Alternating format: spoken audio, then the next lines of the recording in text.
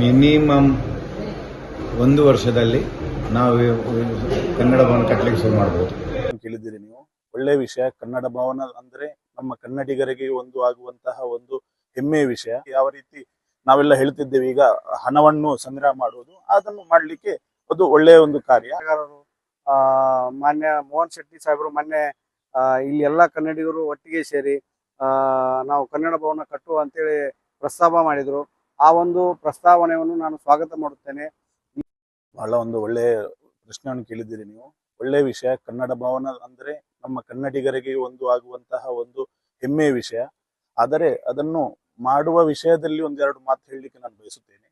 ಅಂದ್ರೆ ನಮ್ಮ ಇಲ್ಲಿ ತನಕ ನಾವು ಎಲ್ಲಾ ಕನ್ನಡಿಗರು ಹಾಗೂ ಹಳೆಯ ಕನ್ನಡಿಗರು, ನಾವಂತೂ ಈಗ ಬಿಜೆಪಿ ಸೆಲ್ಲಲ್ಲೆಲ್ಲ ಬಂದಿದ್ದೇವೆ, ಆದರೆ ಹಳೆಯಲ್ಲಿ ಇರುವಂತಹ ನಮ್ಮ ಮೋಹನ್ ಶೆಟ್ಟಿ ಆಗ್ಲಿ, ಹನುಮಂತ ರೆಡ್ಡಿ ಅವರಾಗ್ಲಿ, ಸಿದ್ದಣ್ಣ ಮೆಟ್ಟಿ ಆಗ್ಲಿ, ಅದೇ ರೀತಿ ನಮ್ಮ ಮಡ್ಗಾವದಲ್ಲಿ ಇರುವಂತಹ ಪರಶುರಾಮರಾಗ್ಲಿ, ಹಿರೇಮಠ ಅವರಾಗ್ಲಿ, ಇಂತ ಜಯಶ್ರೀ ಮೇಡಮ್ ಆಗ್ಲಿ, ಇಂತ ಹಳೆ ಎಲ್ಲ ಕಾರ್ಯಕರ್ತರು ತುಂಬಾ ವರ್ಷದಿಂದ ಕನ್ನಡಿಗರಿಗೋಸ್ಕರ ಎಷ್ಟೋ ಕೆಲಸ ಮಾಡಿದವರಿದ್ದಾರೆ. ಅವರನ್ನೆಲ್ಲ ಒಂದೇ ವೇದಿಕೆಯಲ್ಲಿ ತಂದು ಯಾವ ರೀತಿ ಇದನ್ನು ಮುಂದಕ್ಕೆ ತಗೊಂಡು ಹೋಗಬಹುದು, ನಾವು ಇದನ್ನು ಮಾಡಬಹುದಾ, ಅದರಿಂದ ಶಿವಾನಂದ ಬಿಂಗಿ ಅವರಾಗಿರಲಿ, ಇವರೆಲ್ಲರೂ ಸೇರಿ ನಾವು ಸಹ ಅದರಲ್ಲಿ ಭಾಗಿಯಾಗ್ತೇವೆ. ನಾವೆಲ್ಲ ಒಗ್ಗಟ್ಟಾಗಿ ಇದನ್ನು ಒಂದು ಮಾತು ಇಡಬೇಕು. ಅದರ ನಂತರ ಯಾವುದೇ ನಮಗೆ ಅದರಲ್ಲಿ ಫಲ ಸಿಗದಿದ್ದರೆ ನಾವು ನಮ್ಮ ಈ ಪ್ರಯತ್ನವನ್ನು ಮನೆ ಮನೆಗೆ ಹೋಗಿ ಯಾವ ರೀತಿ ನಾವೆಲ್ಲ ಹೇಳ್ತಿದ್ದೇವೆ ಈಗ ಹಣವನ್ನು ಸಂಗ್ರಹ ಮಾಡುವುದು, ಅದನ್ನು ಮಾಡಲಿಕ್ಕೆ ಅದು ಒಳ್ಳೆಯ ಒಂದು ಕಾರ್ಯ. ಆದರೆ ಇದಕ್ಕಿಂತ ಮುಂಚೆ ಇದನ್ನು ನಾವು ಮಾಡ್ಬೇಕಂತ ನಮ್ಮ ಒಂದು ಮಾತು. ನಮಸ್ಕಾರ. ಇದು ಕನ್ನಡ ಭವನ ಗೋವಾ ಈ ವಿಷಯ ಬಹಳ ಇವತ್ತಿನ ದಿನಮಾನಗಳಲ್ಲಿ ಬಹಳ ಚರ್ಚೆಯಲ್ಲಿದೆ. ಹಲವಾರು ಆಯಾಮಗಳಲ್ಲಿ ಕನ್ನಡ ಭವನ ಆಗ್ಬೇಕು ಅನ್ನೋ ಒಂದು ಪ್ರಯತ್ನ ನಡೀತಾ ಇದೆ. ಹಲವಾರು ಗೋವಾ ಕನ್ನಡಿಗರ ನಾಯಕರು, ಅನೇಕ ನಾಯಕರು ಪ್ರಯತ್ನ ಮಾಡ್ತಾರೆ, ಸತತ ಪ್ರಯತ್ನ ಮಾಡ್ತಾ ಇದ್ದಾರೆ. ಈ ಹಿಂದೆಯೂ ಕೂಡ ಮಾನ್ಯ ಕರ್ನಾಟಕದ ಶ್ರೀ ಬೊಮ್ಮಾಯಿ ಸಾಹೇಬರು ಮುಖ್ಯಮಂತ್ರಿಗಳಾದಾಗ ಸಿ ಟಿ ರವಿಯವರ ಒಂದು ನೇತೃತ್ವದಲ್ಲಿ ಇಲ್ಲಿನ ಒಂದು ನಿಯೋಗ ಹೋಗಿ ಮನವಿ ಮಾಡಿತ್ತು. ಅವಾಗ ಸುಮಾರು 10 ಕೋಟಿಗಳ ಅನುದಾನವನ್ನು ಅವರು ಕೊಡುವುದಾಗಿ ಘೋಷಣೆ ಮಾಡಿದ್ರು. ಅದು ಘೋಷಣೆ ಮಾಡಿದ ಮೇಲೆ ಅದು ಕಾರ್ಯರೂಪಕ್ಕೆ ಬರಲಿಲ್ಲ. ಅವಾಗಿನ ಅಲ್ಲಿ ಹಣಕಾಸು ಏನು ಫೈನಾನ್ಸ್ ಡಿಪಾರ್ಟ್ಮೆಂಟ್ ಇದೆ, ಆ 10 ಕೋಟಿಗಳನ್ನು ಮಂಜೂರು ಮಾಡಿ ಇದಕ್ಕಾಗಿ ತೆಗೆದಿಡಬೇಕಾಗಿತ್ತು. ಅದನ್ನ ಕನ್ನಡ ಭವನಕ್ಕಾಗಿ ಮೀಸಲಿಡಲಿಲ್ಲ. ಹೀಗಾಗಿ ಆ ಒಂದು ಕಾರ್ಯ ಅಲ್ಲಿ ನಿಂತೋಗಿದೆ.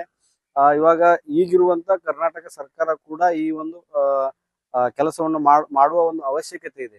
ಅವರು ಕೂಡ ಹಾಗೆ ನಮ್ಮಲ್ಲಿ ಬಜೆಟ್ ಇಲ್ಲ ಅಂತ ಮುಂದೆ ಹಾಕ್ತಾ ಹೋಗ್ತಾ ಇದ್ದಾರೆ. ಈ ಒಂದು ಏನು ಸಮಸ್ಯೆ ಇದೆ, ಇದನ್ನ ಗೋವಾ ಸರ್ಕಾರ ಆಗಿರ್ಬೋದು ಮತ್ತು ಕರ್ನಾಟಕ ಸರ್ಕಾರ ಆಗಿರ್ಬೋದು ಮಾಡುವ ಒಂದು ಸ್ವ ಇಚ್ಛೆಯನ್ನು ಹೊಂದುವ ಒಂದು ಮೊದಲು ಇದೆ. ಒಂದು ಅವರು ಸ್ವ ಇಚ್ಛೆಗೆ ಬರಬೇಕಾಗಿದೆ.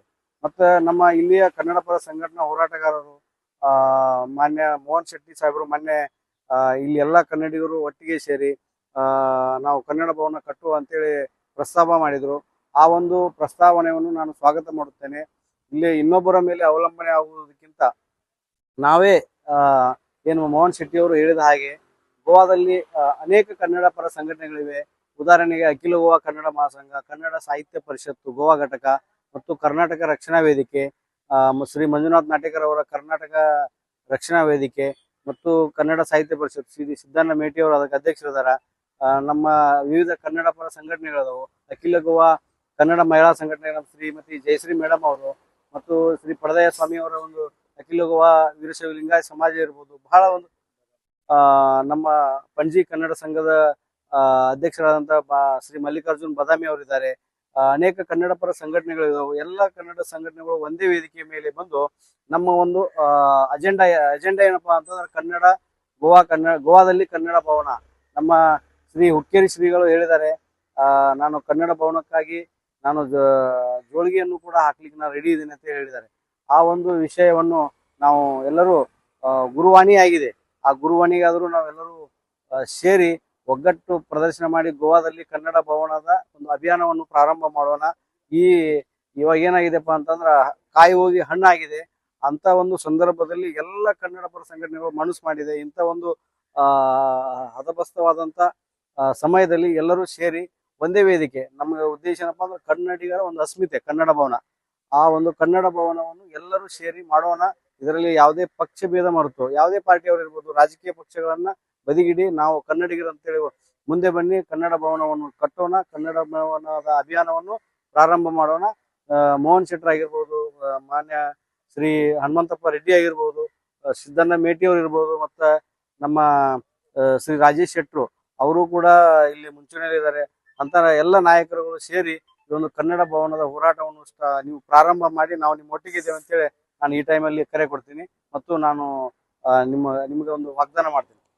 ಕನ್ನಡ ಹಾಗೂ ಗೋವಾ ಕನ್ನಡಿಗರಿಗಾಗಿ ನೂತನವಾಗಿ ಆರಂಭಗೊಂಡಿರುವ ಗೋವಾ ಕನ್ನಡ ನಮ್ಮ ಯೂಟ್ಯೂಬ್ ಚಾನಲನ್ನು ಸಬ್ಸ್ಕ್ರೈಬ್ ಮಾಡಿ, ನಮ್ಮೆಲ್ಲ ವಿಡಿಯೋಸ್ಗಳನ್ನು ಲೈಕ್ ಮಾಡಿ, ಶೇರ್ ಮಾಡಿ ಹಾಗೂ ನಮಗೆ ಸಪೋರ್ಟ್ ಮಾಡಿ.